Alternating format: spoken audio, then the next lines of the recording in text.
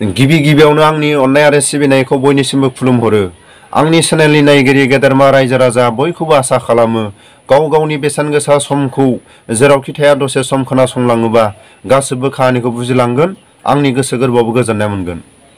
दिनैनि बे समाव थांनाय 24 तारिखनि जि जाथाय XNDB खौ सनितपुर डिस्ट्रिक्टनि सिङाव थानाय बेलस्रि हालामाव जिबायदि गाग्लोबदोंमोन, फिनै बे भिडिअखौ आं दिनै खालामफिननो गोनां जादों। आरो जेब्लासिम बिथांमोना गावसिनि गोरोन्थिखौ निमाहा बिया, जेब्लासिम नायजाब सारखौ बिथांमोना आथिं हमनानै निमाहा बिया, जेब्लासिम गावसिनि बिबानखौ नागारा, अब्लासिम जों भिडिअ बानायबाय थागोन। आरो जोंहा बुंनो गोनां बयबो सोर XNDB सोर आबसु रावबो गोहो बोलोआ सोरनाबा आबसुआ सुप्रिम पावार नङा, सोरबा XNDB आ सुप्रिम पावार नङा। बयबो बर' बिमानि थैजों जोनोम जानाय, बयहाबो मोन्थाय दं सोरनिबा गोरोन्थिखौ बुंनो हानाय, सोरनिबा गोरोन्थिखौ खुथाब खुथाब बुंनो हानाय बयहाबो मोन्थाय दं। सोरबा आबसुखौल' पावार होनानै दोनाखै, आयेना बयजोंबो समान। सोरबा XNDB आबो पावार दं, सोरबा आबसुआबो पावार दं। बुंनांगौ बयबो सोरनिबा गोरोन्थिखौ बयहाबो मोन्थाय दं। बिनि थाखायनो आं गले गले भिडिअ खालायगोन। जेब्लासिम बिथांमोना गावसिनि गोरोन्थिखौ ससियेल मिडियानि गेजेराव खोमा हमनानै रायजो राजाफोरनि खाथियाव निमाहा बिया, जेब्लासिम नायजाब सारखौ आथिं हमनानै निमाहा बिया, जेब्लासिम बिथांमोना आयेननि साजा मोना, जेब्लासिम बिथांमोना गावसिनि बिबानखौ नागारा, बेबायदि समसिम जों भिडिअखौ खालामबाय थागोन। आरो जोंहा बुंनांगौ, जोंहा बयहाबो मोन्थाय दं। बेखौनो आं खावलायो, अल आसाम XNDB फोरखौ आं सांग्राङै थानो थाखाय खावलायो। मानो होनोब्ला 24 तारिखनि जाथाया हरखाबै सानस्लाबनो हायैयाव जाथाय जानाय नङा। बिथांमोना बेसेबांबा समनिफ्राय सावरायलायनानै बिथांमोना माखासे XNDB फोरनि सायाव माखासे प्लान पलिसि खालायनानै बे जाथायखौ मावदों होननानै जों मेगननि नोजोराव नुदों। मानो होनोब्ला बिथांमोना जुदि टारगेट गैयाब्ला गुबुन गुबुन भालुकफुं, राङापारा, हग्राजुलि, दिखियाजुलि, गुबुन गुबुन प्राइमारिनिफ्राय फैनानै बेबायदि माखासे जमा जानानै खामानिखौ मावनाय टारगेटखौ अबेनिफ्राय मोनखो? जोंनो नैबेखौ नांगौ। मानो होनोब्ला बिथांमोना आबसुनि गोथार खामानि मावनो ओंखारदोंब्ला गोथार गोसो जानांगोन, गोथार आखु जानांगोन, बेबायदिखौ जों गनायनो हागोन। बिथांमोना बेबायदि माखासे बिबान लानानै आथिं आखाइ माखासे गोथार आबसुनि बिबान लानानै खामानि मावनो ओंखारदों, बेबायदि आखुआ मालाबाबो गोलाव सम मावनो हाया। मानो होनोब्ला आबसुनि गोथार थांखि बिथांखिखौ मावनाय जाय बिबानगिरिफ्रा मोजां आखुनि जानांगोन, साननो हनो गोरों जानांगोन। बेबायदि बिबानगिरिफ्रा बिबान लानानै थायोब्ला आरो उनाव बांसिनसो गाज्रि खालायगोन गावजों गाव। बिनि थाखायनो बे गिबि खेबावनो बिथांमोनखौ बिबाननिफ्राय थाबै बोख्लायनांगौ, जों नैबेखौ खावलायो।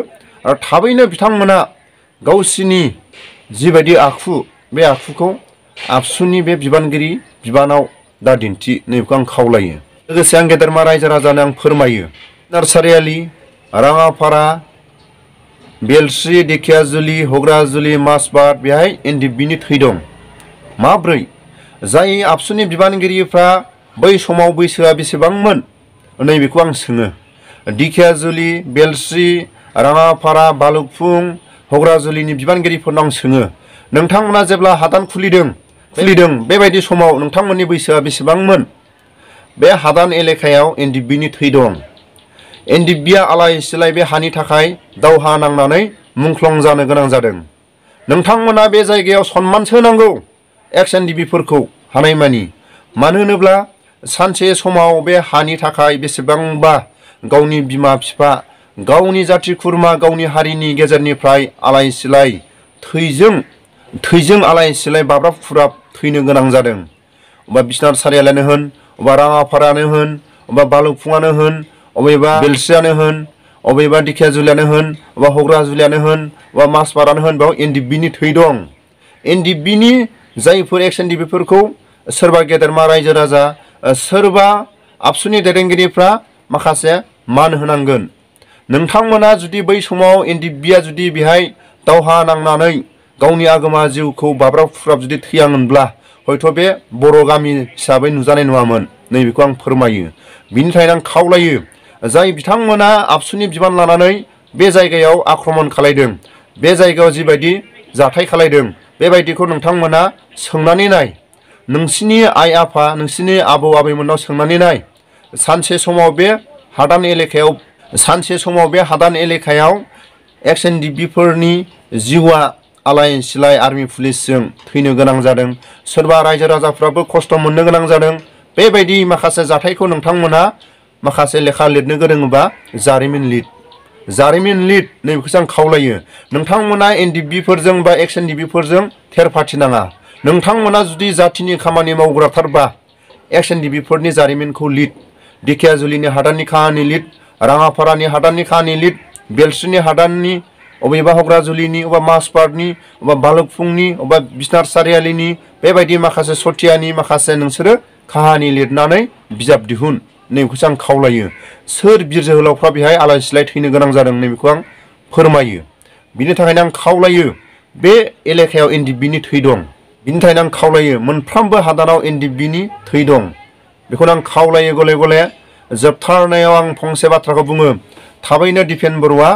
मानि थाखाय जामारदोंमोन जाथाया बेखौ गुवारै खेंफोरथि होनांगौ आरो साफ्रोमबो एक्स-एन-डि-बिखौ आं सांग्राङै थानो थाखाय खावलायो आरो जानुवारि दाननि गेजेराव माखासे सावरायलायनाय जागोन आरो सावरायलायनायजों माखासे बिथांमोना जुदि थाबैनो गावसिनि माखासे गोरोन्थिखौ जुदि सिखार जाया नायजाब सारनि खाथियाव फैनानै जुदि निमाहा बिया आरो बेबायदि जाथायनि सायाव बिथांमोना जुदि आयेननि साजा मोना अब्ला जों माखासे सावरायलायनानै बे सोंनाय फिननाय हाबाफारिखौ लानानै बेजोंनो लोगोसे आं खावलायबावो जों रावजोंबो गैया दिनैनि समाव जुदि आबसुआ जुदि खावलायो एक्स-एन-डि-बिफ्रा आबसुनि सोमावसारनायाव ओंखारनांगौ बे समावबो जों एक्स-एन-डि-बिफ्रा आवगायलांगोन मालाबा समाव जुदि बुनसुआबो जुदि खावलायो बे समावबो जोङो आवगायलांगोन बर' हिसाबै जुदि सोमावसारो अब्लाबो जों आवगायलांगोन जेब्लासिम बर' हारिया मोननो गोनां मोनथायफोरखौ मोना अब्लासिम एक्स-एन-डि-बिफ्रा बाहागो लानायाव दं बेखौ आं फोरमायो आरो आं खावलायो लास्टआव आं जोबनायाव बुङो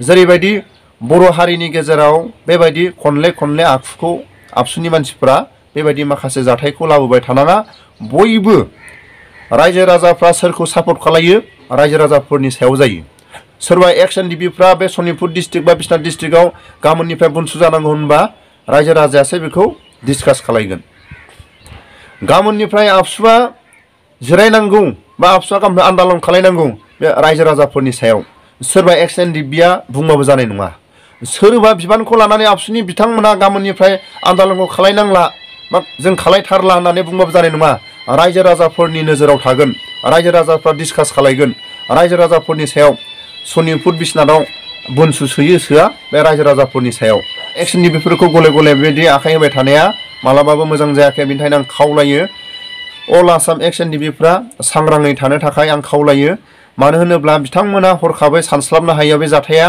जानाय नङा बिथांमोना बेसेबांबा समनिफ्राय बेबायदि माखासे प्लान पलिसि खालायनानैसो बे जाथायखौ मावदों बिनि थाखायनो आं खावलायो बिथांमोनखौ थाबैनो बिबाननिफ्राय बोख्लायनांगौ आरो रायजो राजाफोरनि खाथियाव ससियेल मिडियायाव बिथांमोनहा गावसिनि गोरोन्थिखौ सिखार जानांगौ आरो नायजाब सारखौ बिथांमोना आथिं हमनानै निमाहा बिनांगौ जेब्लासिम बिथांमोना बिबानाव थागोन अब्लासिम सनितपुर बिश्वनाथ डिस्ट्रिक्टआव बिथांमोना दुंहाव थासारिखौ बिथांमोना लाबोगोन बिनि थाखायनो आं खावलायो थाबैनो दिपेन बर'आ गुवार खेंफोरथि होनानै बिथांमोननि बिबानखौ एंख्लायनांगौ आं बेखौ खावलायो।